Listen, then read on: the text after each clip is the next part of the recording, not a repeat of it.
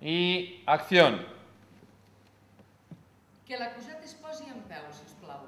El Saló Víctor Siurana de l'edifici del Rectorat ha estat el lloc escollit pel director Ramon Térmens per filmar la seqüència final de la tercera història del llargmetratge Catalunya Uber Alles, en la qual la jutgessa dicta sentència a un empresari català que interpreta Joel Joan, acusat d'haver matat un delinqüent kosovar quan l'empresari era víctima d'un atracament. En aquesta escena, tot el pes recau sobre el Joel Joan, tot i que l'actriu Belén Fabra, que interpreta el paper de la dona de l'empresari acusat, també apareix a la seqüència. A falta d'un dia i mig perquè finalitzi el rodatge de Catalunya Uber Alles, el director Ramon Térmens s'ha mostrat satisfet de com s'ha dut a terme el rodatge i ha afirmat que preveu que l'estrena sigui a la tardor. Estic content perquè d'entrada arribar al final no ens hem deixat res, s'ha complert el pla de rodatge, la pel·lícula està feta. L'estrena nosaltres tenim previst per la tardor. A mi m'agradaria especialment tenir en compte les eleccions catalanes i estrenar una setmana abans. Aquesta és la intenció.